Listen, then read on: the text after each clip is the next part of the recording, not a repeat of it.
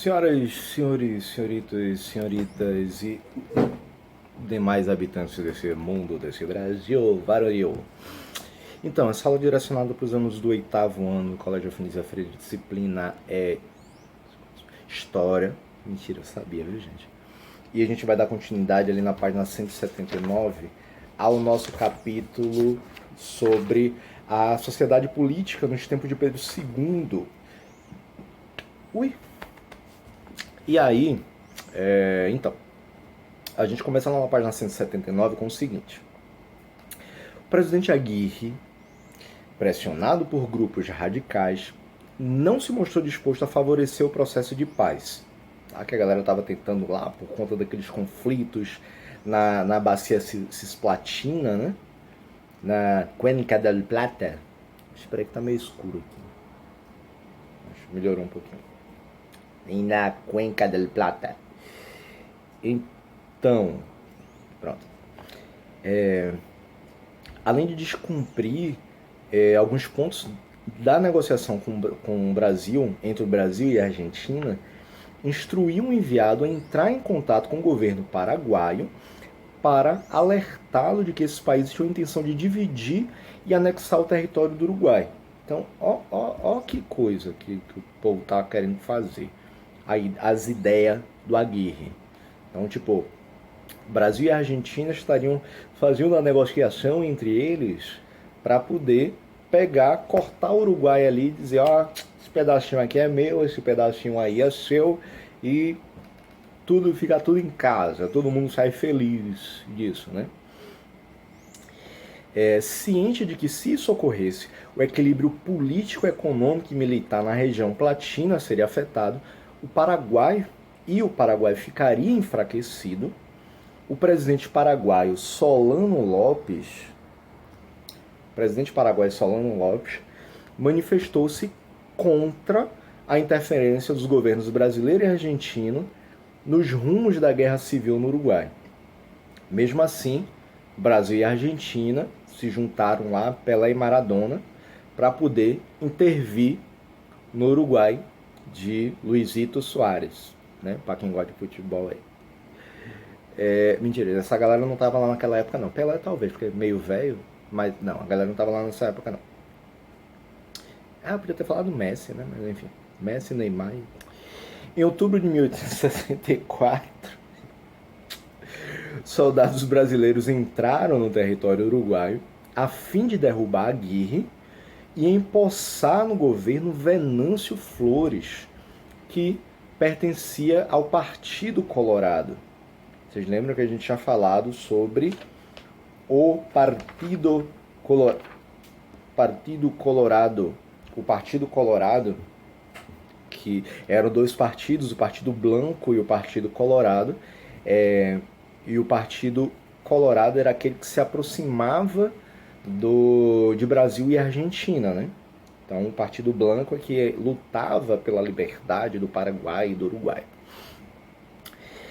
Em represália, o Paraguai aprisionou o navio brasileiro Marquês de Olinda em 11 de novembro do mesmo ano, quando a embarcação cruzava águas paraguaias em direção ao Mato Grosso, levando a bordo o governante local e alguns oficiais. Então, basicamente, eles sequestraram alguns políticos brasileiros para dizer assim, queridinho, aqui não, viu? Você está querendo pegar parte do meu território, o território aqui da minha galera, meu bairro, e dividir entre vocês? Não é bem assim que a banda toca, não. Tá vendo aí? Em dezembro de 1864, uma expedição paraguaia chegou até o Forte Coimbra, situado na província de Mato Grosso, subindo lá pelo rio Paraguai, né? Só que a inferioridade numérica dos combatentes brasileiros e o tempo que demoraria para chegar a reforços foram apontados como razões para a retirada brasileira do forte. Né? O pessoal acostumado só a pintar meio fio, né? A galera do exército brasileiro.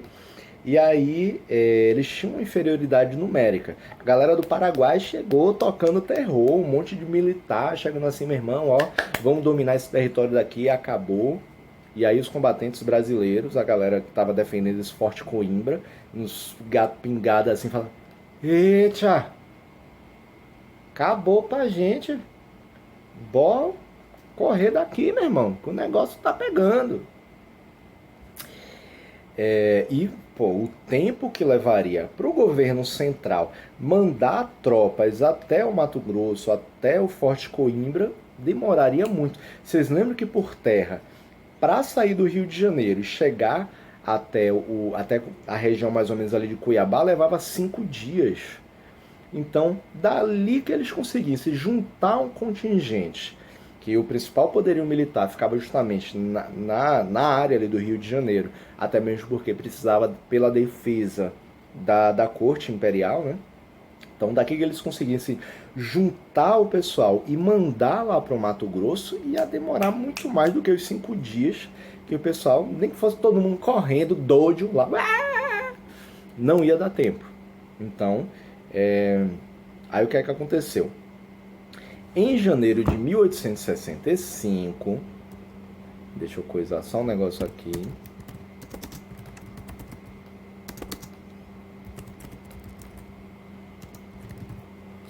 Em janeiro de 1865, pronto, tropas paraguaias alcançaram a cidade de Corumbá. As ações militares de Solano Lopes contra o Brasil levaram o exército brasileiro a mobilizar as tropas para combater os paraguaios. Aí, com um pouquinho mais de tempo, eles conseguiram ir puxando alguém do exército daqui, trazendo uma galera do Nordeste, um pessoal do Sul, daqui, e pá, juntando a galera para poder dar uma resposta aos paraguaios, né?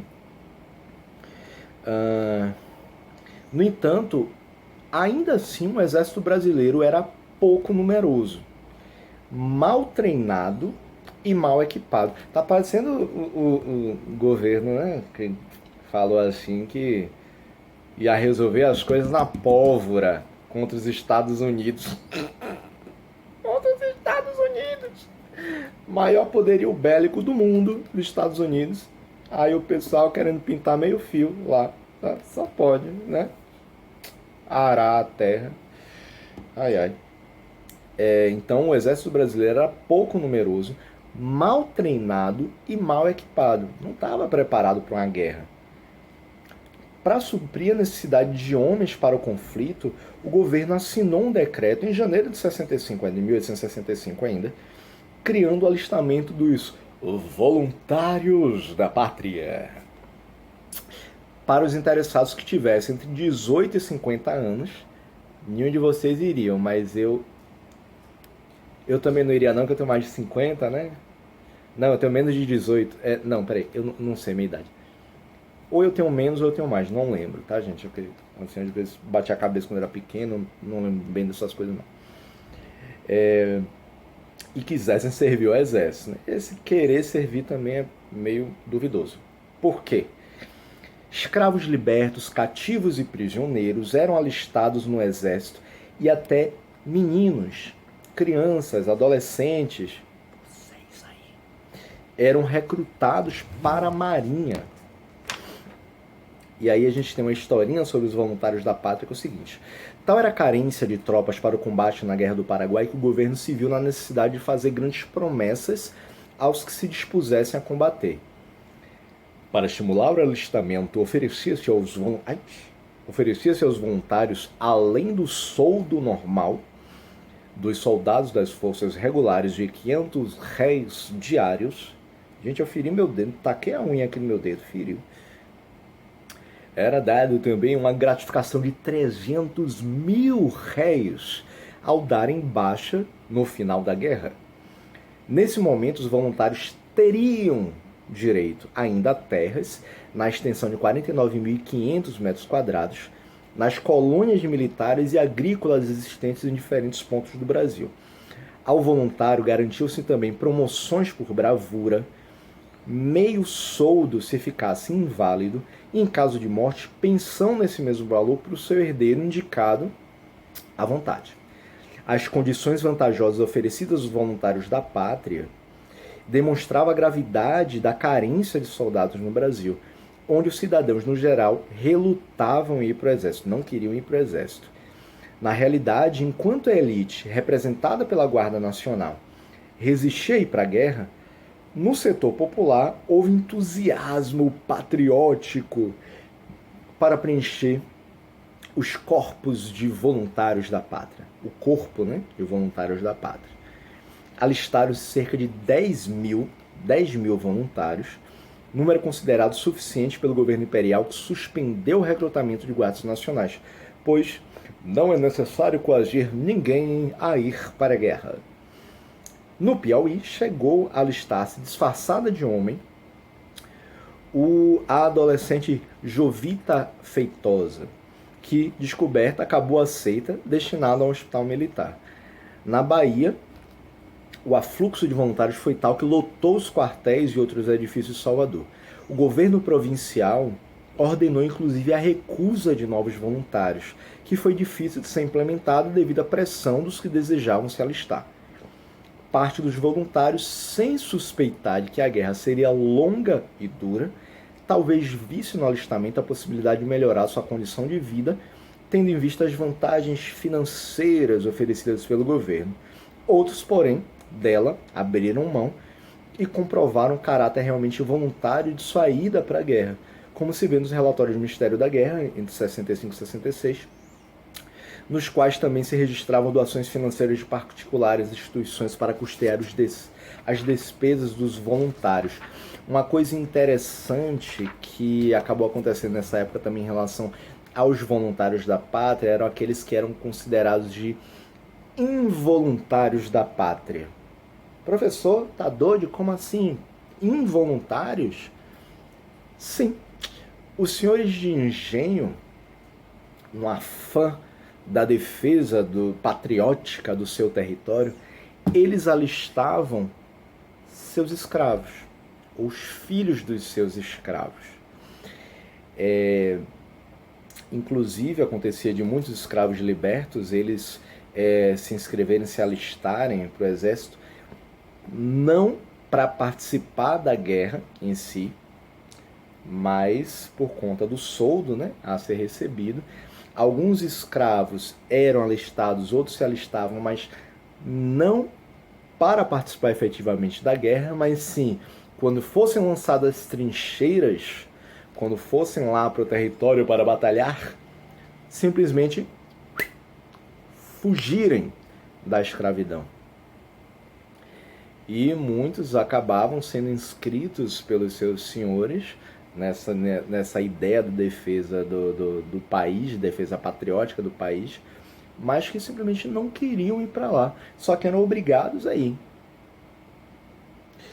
Nessa época a gente já tinha aquela construção da ideia de que a escravidão estava chegando ao fim, tá? Então,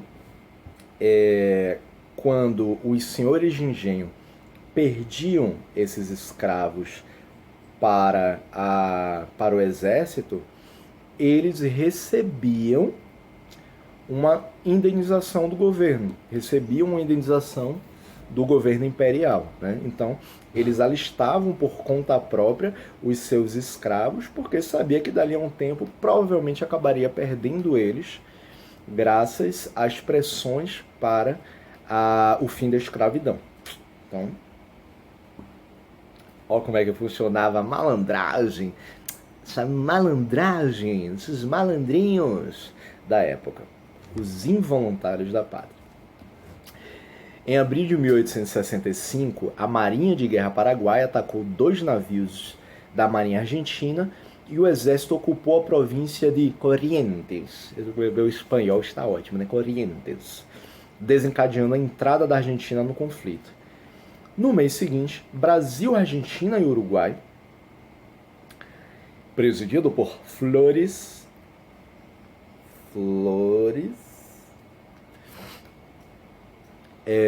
assinaram o Tratado da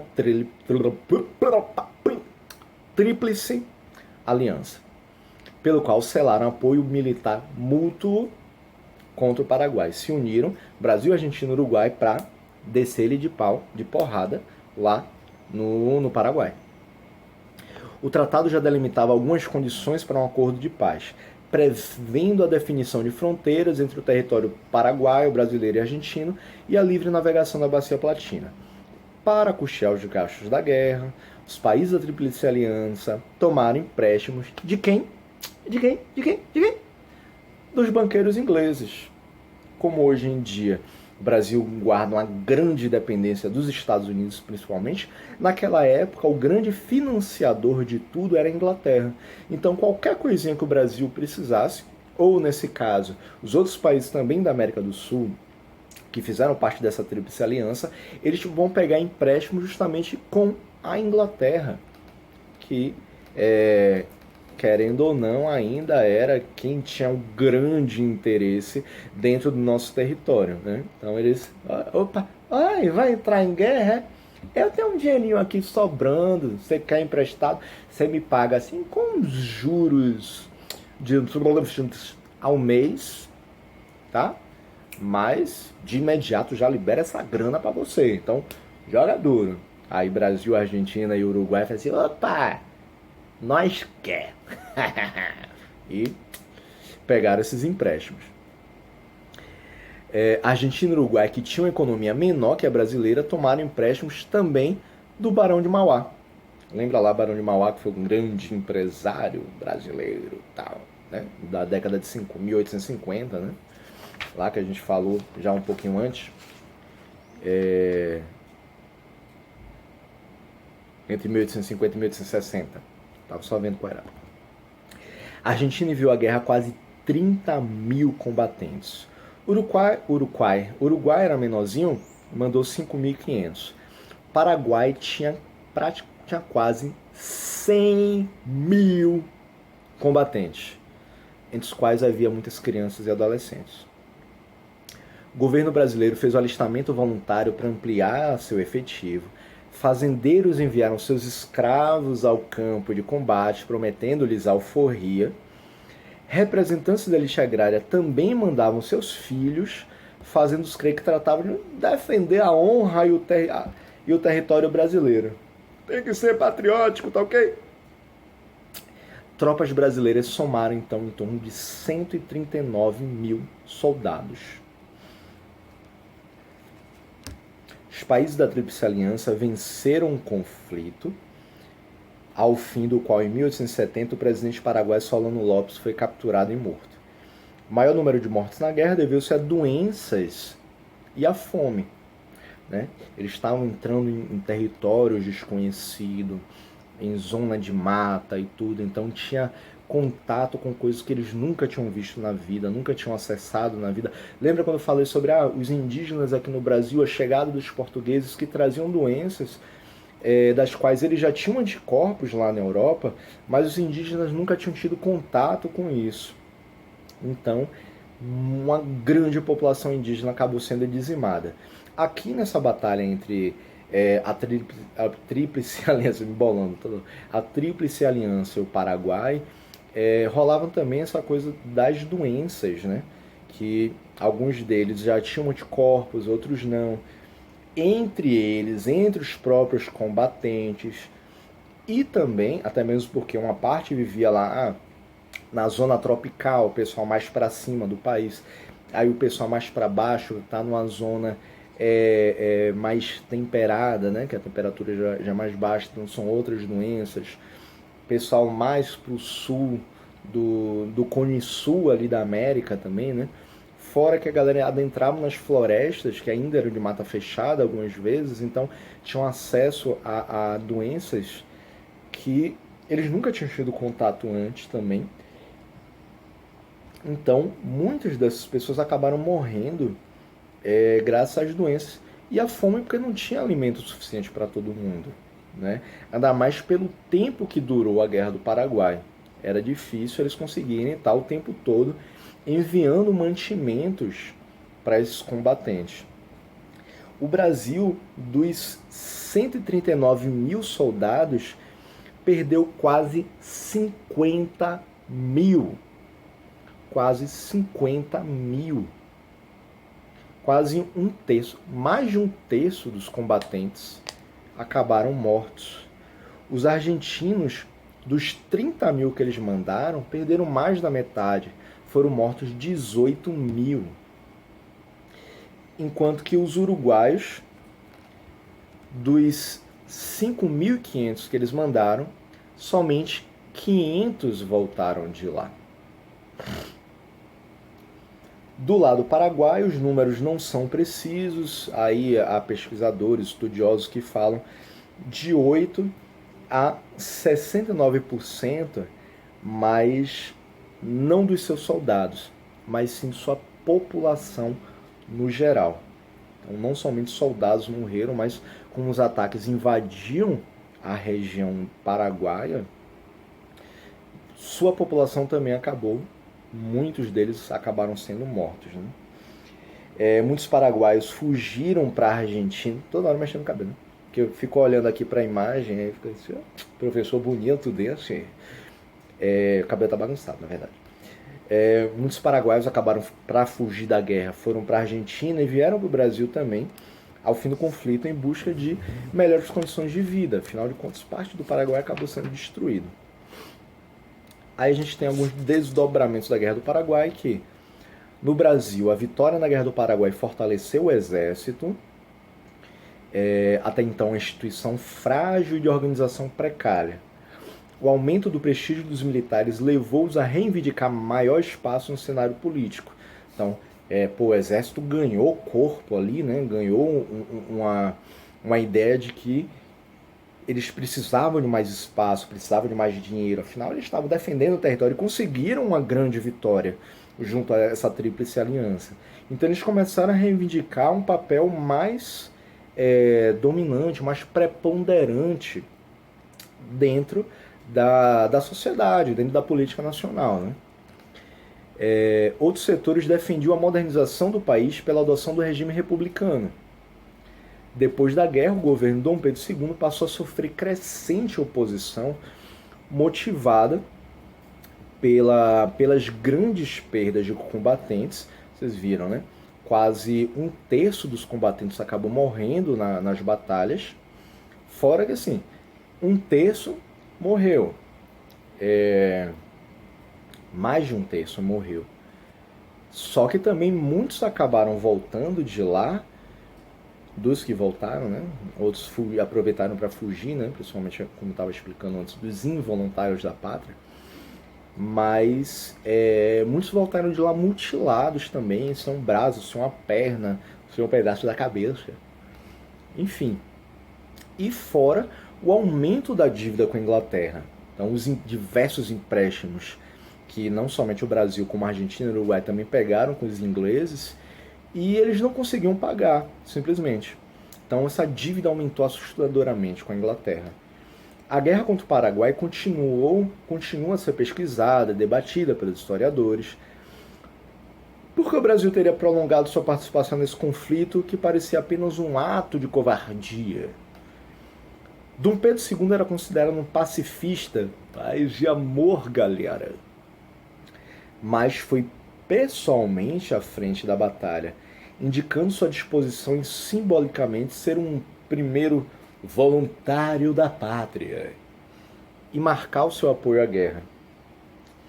Embora os inimigos do Paraguai construíssem uma imagem negativa do governo paraguaio, acusando de cometer atos bárbaros contra seu próprio povo durante o conflito, o envolvimento do Brasil se justifica sobretudo para assegurar livre navegação na Bacia Platina, pela qual o Mato Grosso se integrava ao resto do território nacional, e garantir o controle comercial na região. Vocês lembram? Outras discussões que a gente teve a respeito de civilizações no mundo inteiro, se você tem um controle sobre um rio, você tem a grande possibilidade de navegação naquele rio para o seu desenvolvimento comercial, para o escoamento de suas mercadorias, um melhor domínio territorial sobre esses locais que estão aos arredores dos rios e que conseguem ligar diversos territórios através deles. Essa daqui é uma das principais imagens que a gente tem, que é a Batalha do Havaí, tá? Havaí, aí ó, só paz e amor. Não é o Havaí, tipo a praia aqui em Aracaju, nem o Havaí lá nos Estados Unidos, território dos surfistas, nem o Havaí, aquele time lá de Santa Catarina não, viu? Apesar de que o time lá em Santa Catarina, o Havaí, tipo, é em homenagem a essa região daqui. Essa batalha foi travada em território paraguaio, perto da capital Asunción, em dezembro de 1868. Após 5 horas de combate sob forte chuva, a cavalaria brasileira chegou para reforçar a infantaria e a artilharia, que enfrentavam dura resistência de tropas paraguaias. A vitória brasileira nessa batalha teve um saldo de 3.000 paraguaios mortos e cerca de 2.000 soldados brasileiros mortos ou feridos.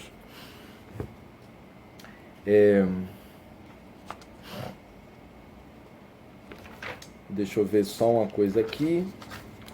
Tá. A guerra contra o Paraguai, também chamada de Guerra da Tríplice Aliança, foi o maior conflito armado sul-americano e o mais sangrento do século XIX. Deixou profundas marcas nas tentativas posteriores de integração regional. Há várias explicações para o conflito, a começar pelo ponto de vista de figuras políticas e militares que o vivenciaram. No Brasil, eu estou olhando para outro lugar. No Brasil, também foram elaboradas distintas interpretações. Há quem diga que a origem da guerra estaria condicionada à ambição desmedida de Lopes, seu caráter autoritário. Mais personalista, tal versão insiste em acusar o presidente paraguaio, sua política fraudulenta e a versão que Dom Pedro II teria seu perfil de caudilho, chefe político que exerce o poder de forma autoritária ou ditatorial. Olha, a gente poderia chamar alguém que eu conheço de caudilho, que tem esse poder meio autoritário e ditatorial, né? De um país fictício aí, eu não sei qual é. Há também quem explica o conflito a partir da política imperialista inglesa. Ciosa em manter sua influência financeira no local, a Inglaterra teria interferido, se intrometido na guerra, forjando oposições e selando inimizades, e selando amizades no caso, né? Uruguai, Argentina e Brasil para a Tríplice Aliança, né? Então a Inglaterra, sabe aquele meme que tem um demoninho, né? Que tem o diabo atrás da menininha assim, faça tal coisa. Aí chegou justamente para a galera da Tríplice Aliança, oi, Paraguai chamou vocês de feios, bobos e chatos. Vão lá, ó, dar porrada neles. Eu dou um dinheirinho para vocês aí para ir chegar lá e bater neles, viu?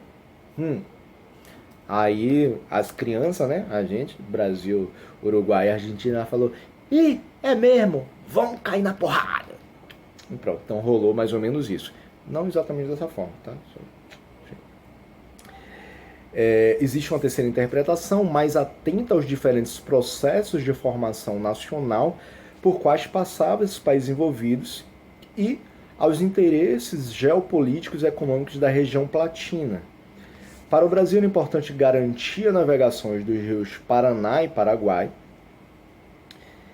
pois através dele a província do Mato Grosso mantinha contatos com o resto do país, que a gente estava falando antes, e assegurava o controle do comércio na região do Prata. A Argentina era patente a sua disposição em anexar territórios vizinhos e ampliar sua esfera de interesse. Eles queriam aumentar um pouquinho mais o seu território, até mesmo porque quanto maior o território, maior a possibilidade de você ter um desenvolvimento, um maior desenvolvimento, né? Porque você aumenta suas terras cultiváveis, por exemplo, você aumenta suas possibilidades financeiras, possibilidades econômicas, populacionais, consequentemente. Já do lado de Solano Lopes, reconhecida a autonomia do país, afloraram divergências em torno da navegação dos rios e das fronteiras, isso sem falar das pequenas repúblicas sul-americanas assustadas com possíveis imperialismos. O Brasil, inclusive, queria ser o maioral da região, né? Enfim.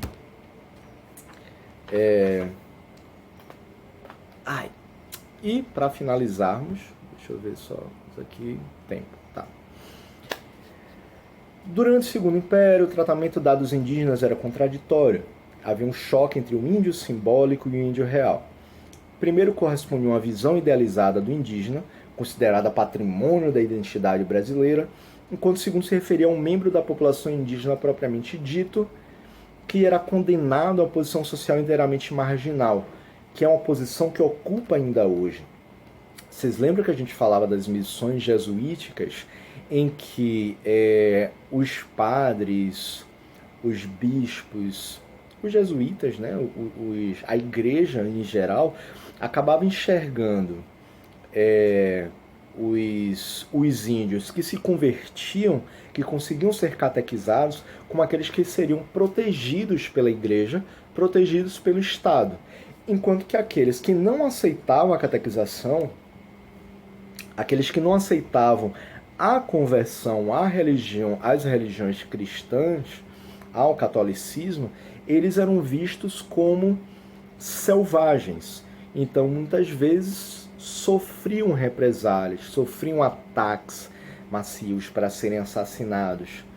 Às vezes se colocava índio contra índio, de tribos, até mesmo dentro das próprias tribos, aqueles índios convertidos e aqueles índios não convertidos que eram vistos como selvagens. Então, se colocava em conflito justamente para poder acabar com esses indígenas selvagens, para poder ocupar um território cada vez maior, explorar cada vez mais esses territórios. A construção do indígena na simbologia oficial do Império passava tanto pelo uso recorrente de palavras da língua nativa para designar membros da nobreza brasileira, Barão do Itamaraty, Barão do Pirajá.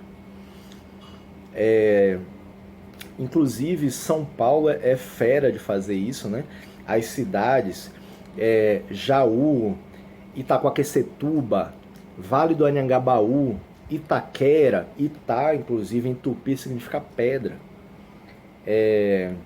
Itaipu, Santa Catarina, Itanhaém, Itabaiana, aqui a cidade, são nomes oriundos do... Aqui a gente fala sobre membros da nobreza, mas várias cidades que acabaram sendo fundadas recebendo nomes com influência indígena. Como pelo uso de penas de tucano no manto imperial, tal. Outro forte indício do papel simbólico idealizado do índio naquele período, sua transformação em herói pelos poemas românticos e pinturas históricas, né? O indígena de carne e osso, entretanto, se beneficiava muito pouco ou nada desse prestígio. É que nem o que hoje em dia a gente fala, tá na moda ser preto, desde que você não seja preto. Tipo, sobre a ideia da apropriação cultural, de você se utilizar da cultura negra, mas desde que você não seja negro, né? Porque, tipo, uma pessoa negra quando usa dread, o pessoal fala, sujo, não sei o que, porco e tal. Se uma pessoa branca usa dread, nossa, o cara é totalmente descolado, ó. Um cara negro com cabelo black. Não vê barbeiro há muito tempo. Família, o barbeiro tem família. Aí aparece um Davi Luiz da vida, né? Um jogador lá, que não sei nem de que time é, que é branco, com cabelo black também. Nossa, o cara é extremamente estiloso, não sei o quê. Então, tá na moda ser preto desde que você não seja preto. Infelizmente.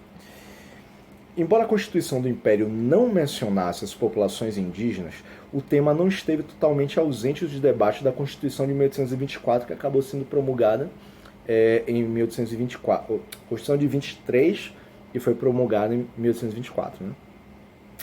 Na ocasião, vários constituintes defenderam que se escrevesse um capítulo dedicado à civilização dos índios bravios, o que demonstra que, naquele momento, estabelecia-se uma oposição entre índios mansos e bravios, que eu tinha falado, civilizados e selvagens. Eram considerados bravios não somente aqueles que resistissem diretamente ao contato com a civilização branca, mas todos que buscassem preservar seu modo de vida tradicional, cabendo ao Estado brasileiro amansá-los. Essa tarefa civilizatória foi a marca da legislação indígena no período. Então, como havia uma forte influência da Igreja Católica naquela época, cabia ao Estado e à Igreja amansar essa população indígena através da catequização, né? Então, com essa catequização, inclusive, era uma forma deles acabarem com a própria cultura, a própria tradição indígena.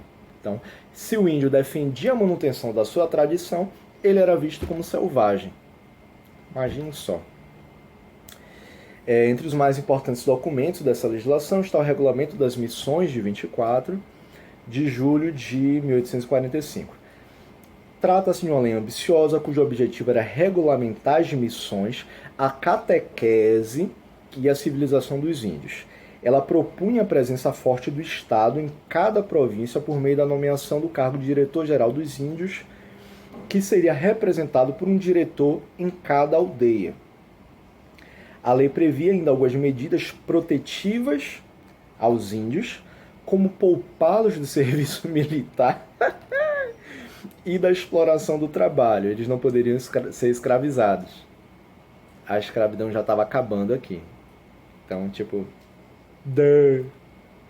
né? Poupá-lo do serviço militar... Nem o próprio povo queria servir militarmente. Regulamentava o acesso à terra, a terra que já pertencia a eles, na verdade, né? Precisava ser regulamentado para que eles pudessem ocupar o próprio território deles. Que zorra é essa? Com o requisito de que apresentassem bom comportamento e praticassem alguma atividade produtiva como a agricultura. Eles precisavam ser amansados, aceitar de bom grado tudo que era empurrado para eles, para que eles pudessem ter direito a estarem na própria terra deles. No entanto, tal proteção tinha como contrapartida a vigilância e controle cerrados. Os diretores podiam constituir e desfazer aldeias, unir diferentes comunidades em uma só, às vezes comunidades inimigas, iam ser juntadas para fazerem parte de uma mesma aldeia. E também premiar indivíduos de bom comportamento com terras particulares, que eram separadas das aldeias. Quanto aos índios não civilizados, o regulamento não deixava dúvidas. Cabia entre as competências do diretor-geral dos índios enviar missionários para catequizá-los. Enfim. E para a gente fechar esse textinho aí sobre os bugreiros, aqui de olho na hora. Enquanto isso, a ocupação territorial brasileira continuava a se expandir sobre o território indígena de forma frequentemente violenta. Do ponto de vista das populações indígenas brasileiras, a invasão de suas terras pela civilização branca não era algo do passado, mas um processo ainda em curso. Onde quer que se instalasse uma nova fronteira de ocupação, instalava-se ali um novo conflito com a população local, indígena local. Caso fosse até então isolada, essa população acabaria experimentando pela primeira vez o contato devastador com as doenças dos brancos. Lembra que eu tinha falado nesse instante, né? Responsáveis pelo aniquilamento de cerca de 90% das populações indígenas do continente americano.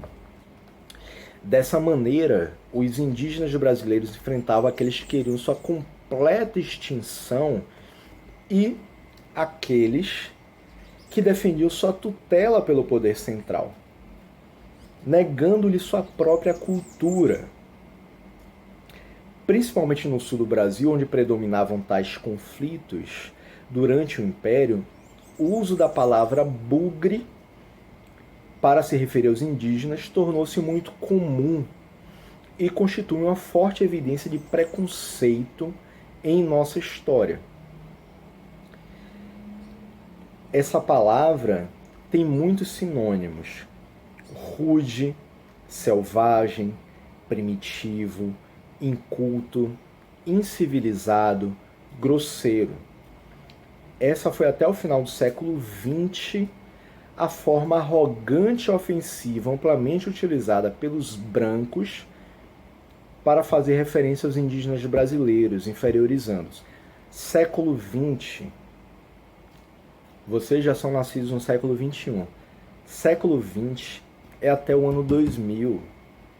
Então, há 20 anos atrás, os indígenas brasileiros ainda eram chamados de bugre. Os indígenas da América, em geral, que teve mais em torno de 90% de sua população dizimada, ainda era chamada de bugres, ou bugrinos, bugreiros. A figura do bugre está muito presente na literatura brasileira. Por exemplo, o livro O Bugre do Chapéu de Anta, do paulista Francisco Marins, foi um grande sucesso da literatura infanto-juvenil nas décadas de 60 e 70. Narra a aventura de 3 jovens pelos sertões do Brasil, em uma época de desbravamento do interior, de expansão dos lavouros cafeeiros e de urbanização do país. Tarará.